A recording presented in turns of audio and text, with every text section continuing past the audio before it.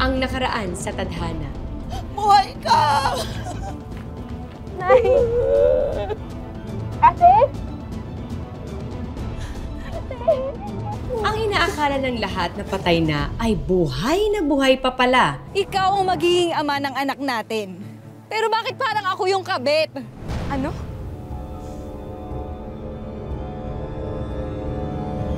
Pero sa pagbalik ni Grace, tila gumuhuli ang kanyang mundo nang malamang may relasyon na ang kasintahan at kapatid niya. Ang kapal ng mukha mo!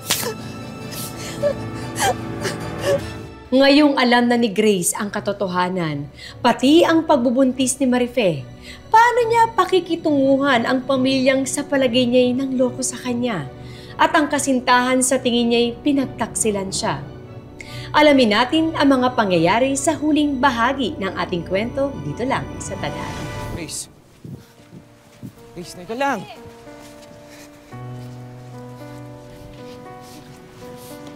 Ate! Grace. Anak! Anak, ano nangyari? Ba't umiiyak?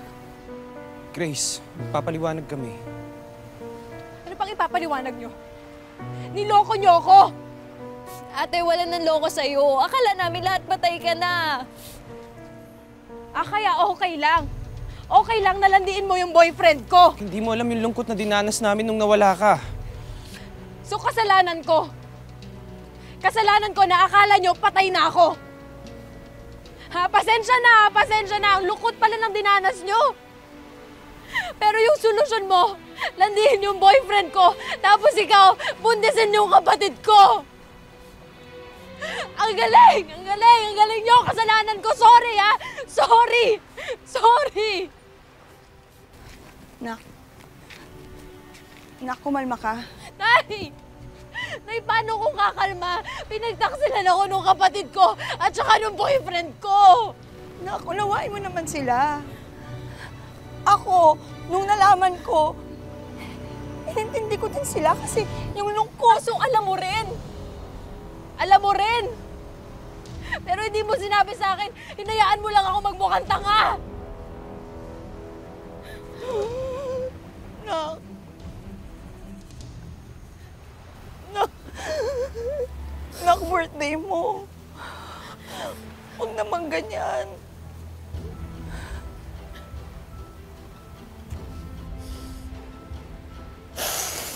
Ang sarap ng pa-birthday nyo sa akin. Happy birthday sa akin!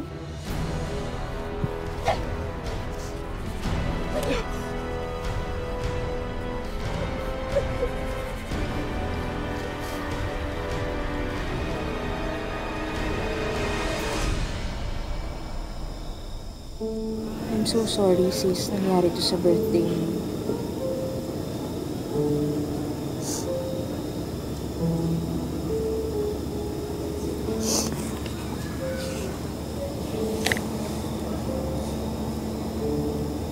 Nila akong tanga.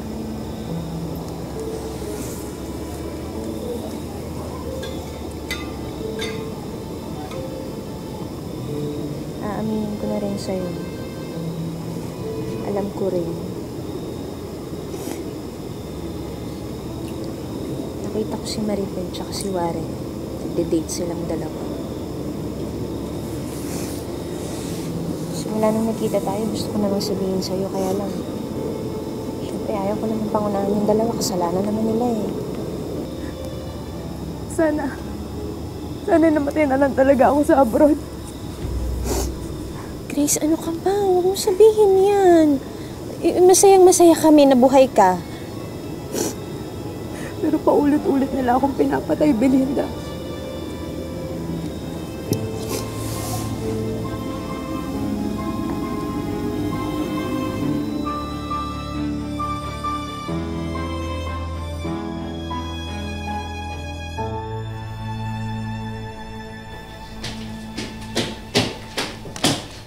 O, Nak. Buti naman nakauwi ka na. Bakit? Para ano? May iba pa ba kayong kasinungalingan na gusto niyong sabihin sa akin? Ba naman yan? Ang ingay naman, Nay. Di ako makatulog eh. May shift pa ako mamaya. Baka kaya hindi ka makatulog. Kasi hindi ka pinapatulog ng konsensya mo. Ahas. Wala akong inahas dahil si Warren ang kusang lumapit sa akin. Lumapit sa'yo. Palibasa, nilandi mo. Tumigil ka nga, ate. Best friends nga kami high school pa lang, di ba? Kapal naman ang mukha mo tawagin akong ate. Pagkatapos ng mga ginawa mo sa akin. Eh anong gusto mong itawag ko sa'yo? Tanga? Kasi hindi ka marunong umintindi ng sitwasyon namin? Pagkatapos ng lahat ng sinakripisyo ko sa'yo, tsaka sa pamilyang to! Eh di ibabalik ko sa'yo, may interest pa! Kapal ng mukha mo! Wala kang utang! Wala kang utang! Uy! Tama na! Kapal ng mukha mo! Tama na! Hindi ka kasi marunong umintindi! Para kayo di magkapatid! Tama na. Pumunta lang ako dito para kunin yung mga gamit ko. Hindi ko kayang tumira dito kasama yung mga ahas!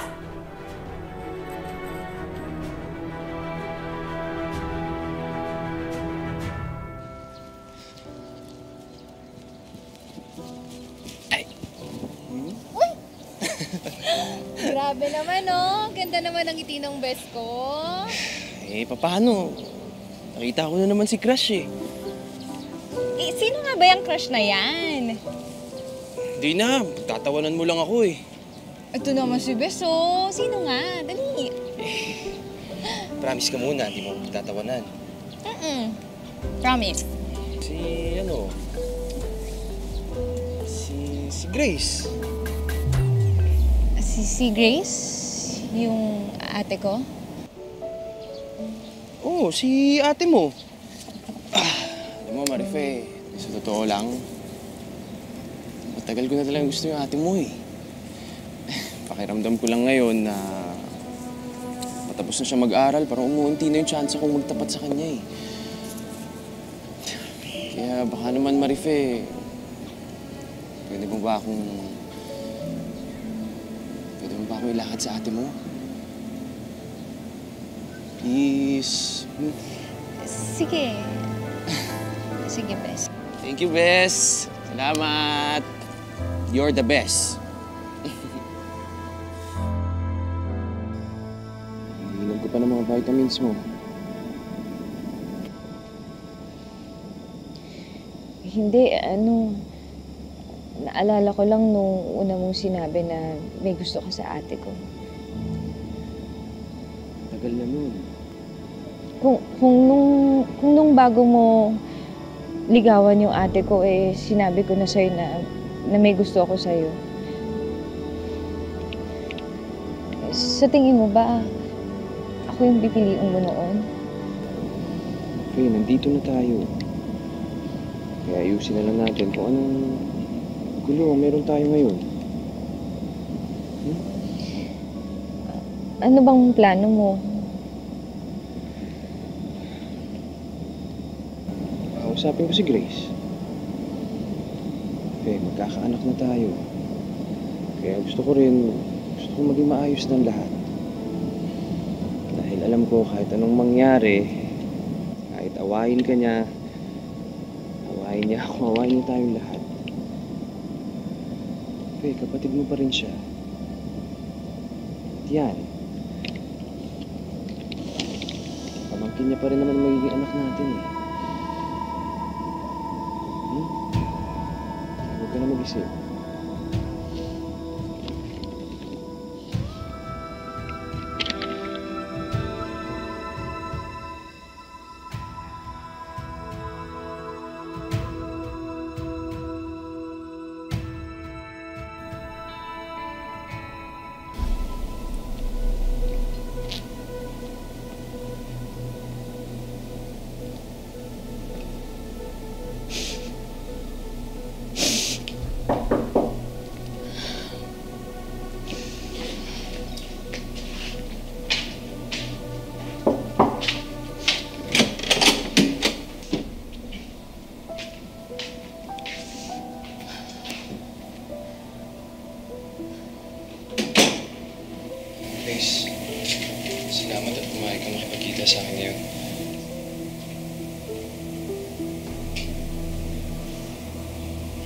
Ayos ka lang ba?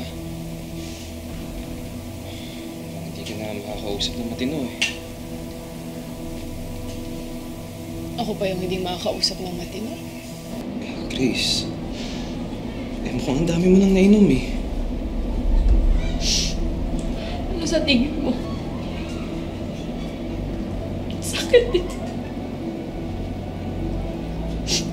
Sakit na ginawa niya.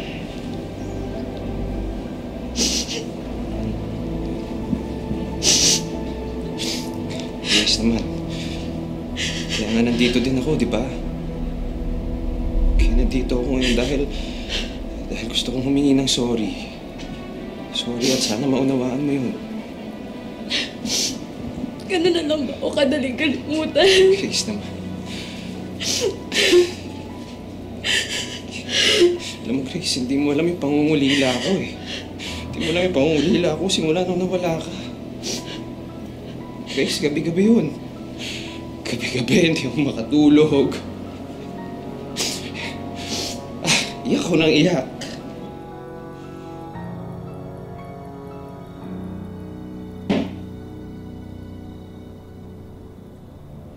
Sinong sumalo ng mga luha mo? Kapatid ko. Ang dami ng mga ibang tao dyan, bakit kapatid ko pa? Nangulila ka sa akin, pero hinanap mo kay Marife. Ano ba ako, mahal?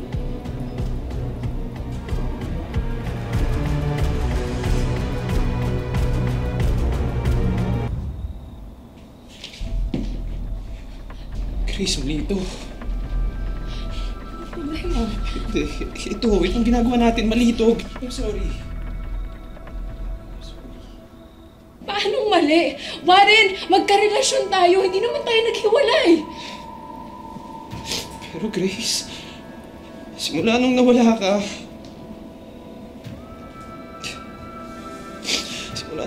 pilit kitang kinalimutan. Kinalimutan kita kahit ang sakit-sakit. Kahit ang hirap-hirap. At si Marife. Grace, si Marife yung tumulong sa akin eh. So yung tumulong sa akin para makalimutan ko yung sakit. Yung sakit na naramdaman ko nung nawala ka.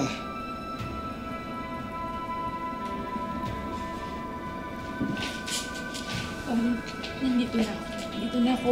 Nahawakan mo ako. Nararamdaman mo ako. Buhay ako. Buhay ako. Grace, mali ito. Okay, mali na hinalikan kita. Mali na ginawa natin ngayong gabi to. I'm sorry. Grace, I'm so sorry.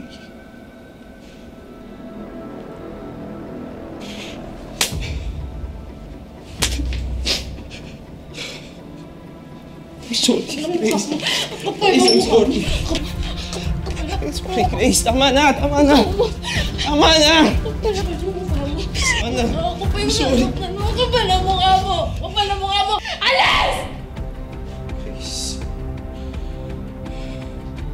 Umalis ka na!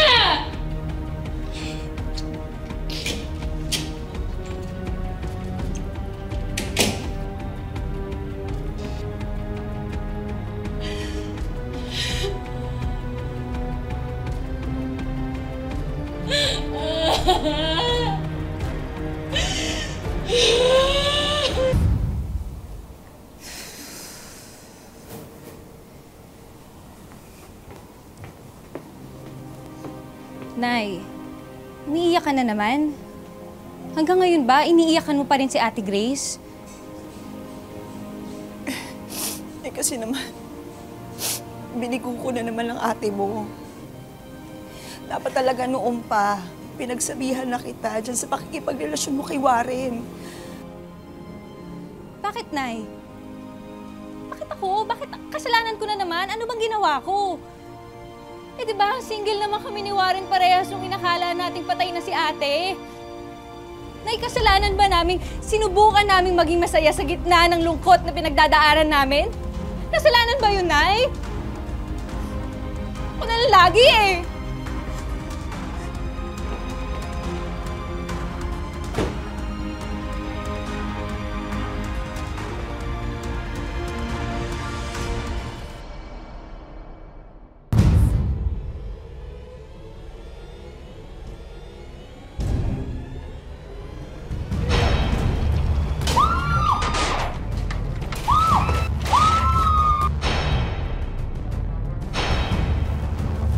I'm sorry. Ikaw ang magiging ama ng anak natin. Pero bakit parang ako yung kabit? Ang baboy niyo! Ate, ate! Huwag mo kong hawakan. Nakakadiri ka! Nakakadiri kayong dalawa!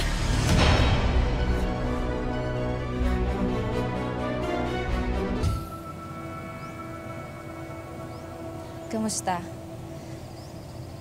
Bakit hindi ka pumasok kagabi? Anong napag-usapan niyo ni ate?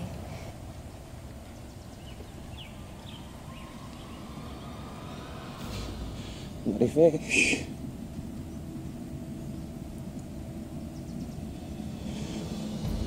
Tinapos ko na. Tinapos ko na lahat sa amin.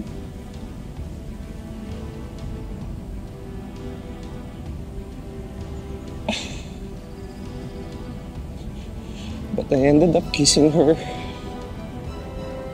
I ended up kissing her bago ko tapusin, Marife. Sinabi mo?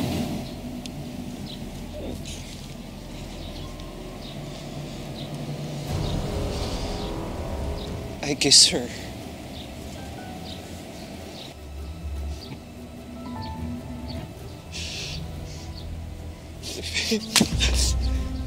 Ano? Dapat ba matuwa ako that you gave her a final kiss? Ganon? Marife, tinapos ko na. Tinapos ko na sa amin. Pakangako ko sa'yo, paninindigan ko yung bata. Ikaw. Marife, parang awa mo na. Awa mo na. I'm so sorry. I'm so sorry. Please. Please. Please. Tingnan mo naman ako. I'm sorry.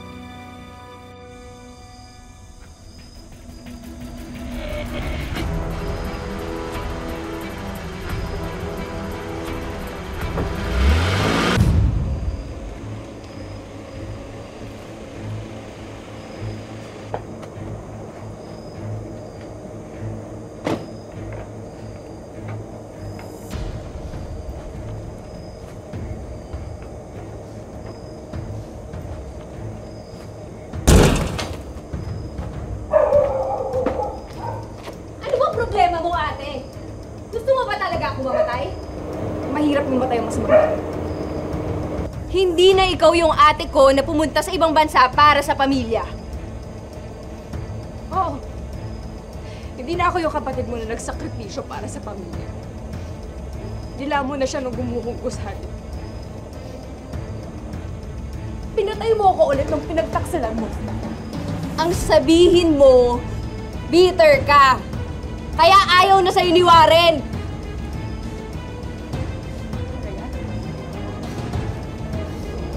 Eh bakit labi ko yung hinawitan mo kagad?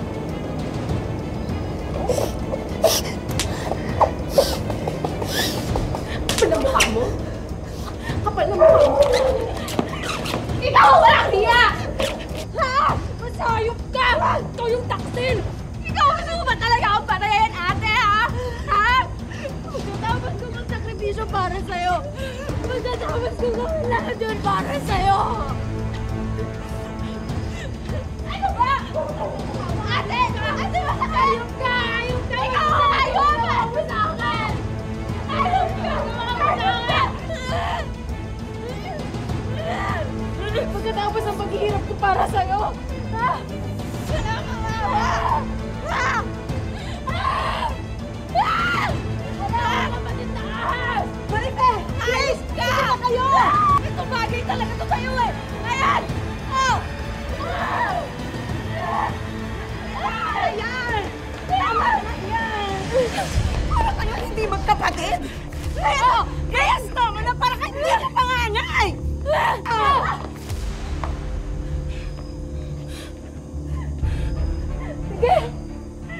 Kampihan mo yan! Kampihan mo yan! Magtulungan kayo! Magtulungan niyo ako! Grace! Grace, tulungan mo ako. Dali natin sa ospital si Marife. Grace! Ano ba nakatunga ka? Kapag saan halika na dito? Kuya, halika. Inuho mo kami.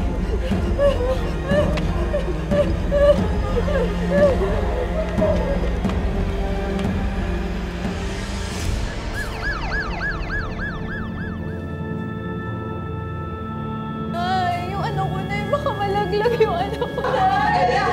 Grace, maayusin ang lahat. Ano, masaya ka na, Grace?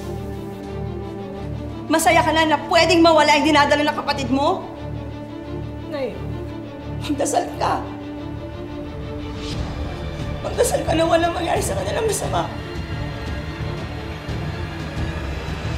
May pag-asa pa bang mabuo ang pamilyang winasak na masamang biro ng tadhana? Titibay bang muli ang nagkalamat na relasyon nina Marife at Grace? Kaya pa bang ibalik sa dati? Warren, salamat sa paghatid mo sa amin, ha? Ako, tita, walang anuman ho. Siyempre, para ho sa mag-ina ko, gagawin ko ho ang lahat. Nako, buti na lang covered nung HMO ko yung 3-day stay natin sa ospital. Oh, malakas ang kapit ng bata, pero uulitin ko lang yung sinabi ng doktor, ha? Mas mag-iingat tayo ngayon. Oo. Nay, may balita ka po ba kay ate? Dito siya natulog kagabi.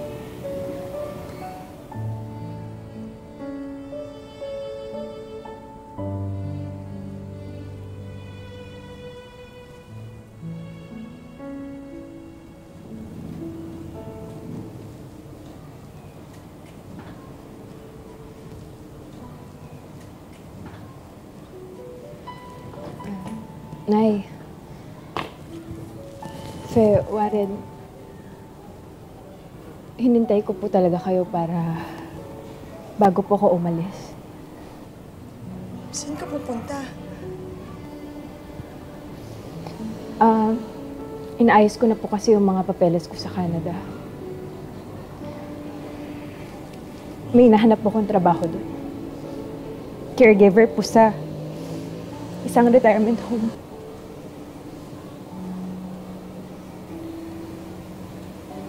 Ate,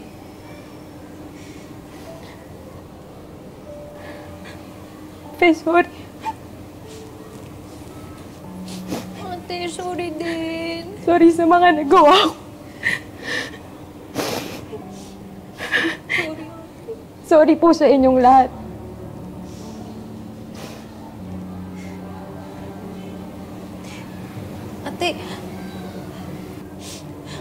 Ate, hindi mo naman kailangan umalis eh.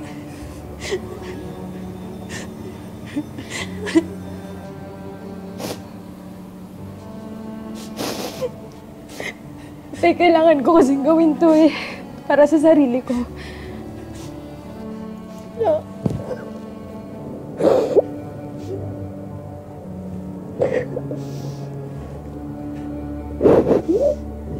Ano po, Nay?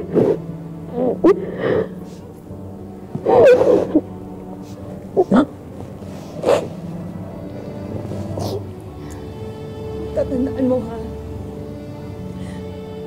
Laging bukas ang bahay na to sa pagbabalik mo. Mahal na mahal ka namin.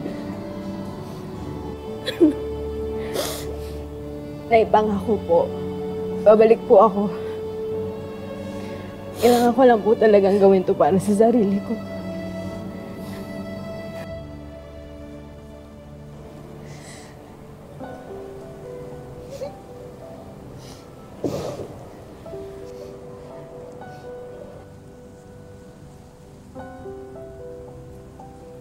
Ate.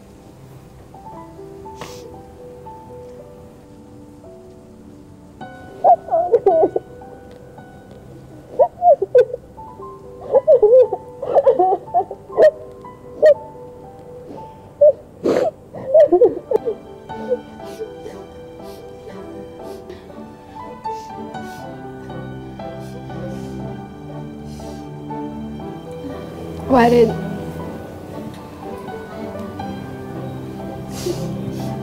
alagaan mo yung kapatid ko.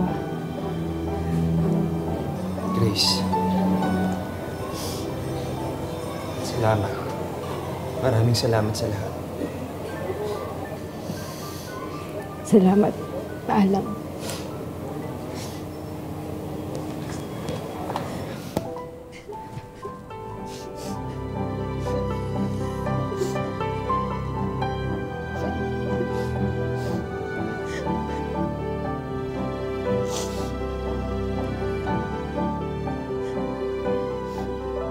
Sa huli, nagpa siyang mangibang bansa si Grace para makapagsimula uli. Ganun man kasalimuot ang kanyang pinagdaanan. Alam niya ang unang hakbang sa paghilom ay pagtanggap at pagpapatawad. Ang buhay ay hindi lamang isang daan na iginuhit para sa atin. Ito ay sangang daan na nagbibigay sa atin ng maraming pagkakataon na pumili at tahakin ang sarili nating tadhana. Magandang hapon mga kapuso, ako po si